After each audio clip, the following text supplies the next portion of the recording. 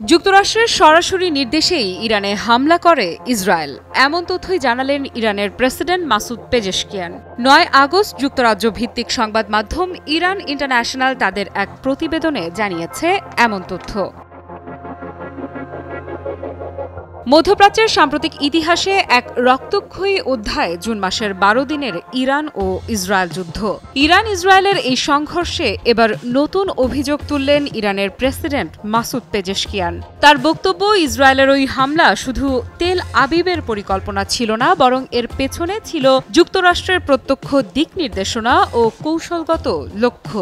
রাষ্ট্রীয় টেলিভিশনে প্রচারিত ভাষণে পেজেশকিয়ান বলেন, আমেরিকার নির্দেশনা ও সমর্থনেই দখলদার রাষ্ট্র ইরানকে আক্রমণ করেছে।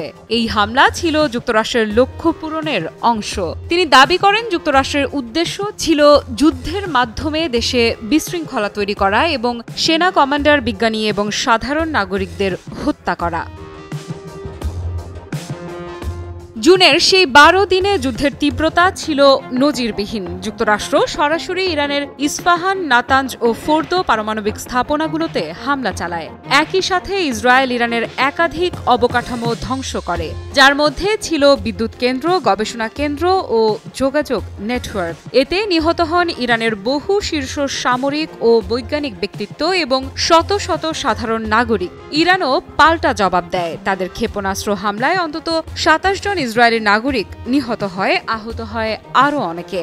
তেহরান দাবি করে এটি ছিল কেবল প্রথম ধাপের প্রতিশোধ এবং প্রয়োজনে আক্রমণের পরিধি আরও বাড়ানো হবে।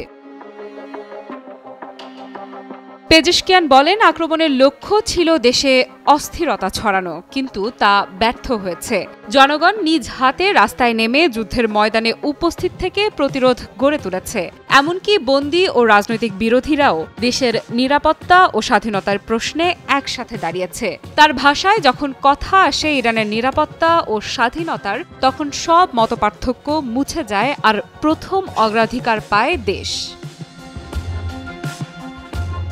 এই প্রেক্ষাপটে যুক্তরাষ্ট্রের প্রেসিডেন্ট ডোনাল্ড ট্রাম্প সম্প্রতি ইরানকে আবারও সতর্ক করেছেন। তিনি ইরানকে বর্ণনা করেছেন একটি অত্যন্ত বাজে স্থান হিসেবে এবং দাবি করেছেন যে তার প্রশাসনের পদক্ষেপের ফলে মধ্যপ্রাচ্যে একাধিক যুদ্ধ ঠেকানো সম্ভব হয়েছে। ট্রাম্প বলেন, আমরা ইরানকে পারমাণবিক অস্ত্র থেকে বিরত রেখে মধ্যপ্রাচ্যের যুদ্ধ থামিয়েছি। তারা যদি বলে যে তারা আবার শুরু করবে, সেটি তাদের জন্য অত্যন্ত বিপজ্জনক হবে, কারণ আমরা সঙ্গে সঙ্গে ফিরে আসব। মোনালিসা হেভি ফ্লো 15 পিস প্যাকেটের সাথে 8 পিসের একটি প্যাকেট একদম ফ্রি। এই পরিস্থিতি প্রমাণ করছে মধ্যপ্রাচ্যের সংঘাত আর সীমিত আঞ্চলিক সংঘর্ষ নয়, বরং বৃহৎ পরাশক্তির কৌশলগত দ্বন্দ্বে পরিণত হয়েছে। ইরানের পারমাণবিক কর্মসূচি ঠেকানো এবং তেল আবিবের নিরাপত্তা নিশ্চিত করা এখন ওয়াশিংটনের যৌথ অগ্রাধিকার, আর তেহরান তার জবাবে আঞ্চলিক প্রভাব বিস্তারের কৌশল নিয়েছে। জুনের যুদ্ধ সেই দ্বন্দ্বেরই নগ্ন রূপ, যেখানে যুদ্ধক্ষেত্র ইসরায়েল ও ইরান হলেও প্রকৃত খেলোয়াড় ছিল আরও অনেক দূরের রাজধানী। আফরিদা ইফরাত, নিউজ 24।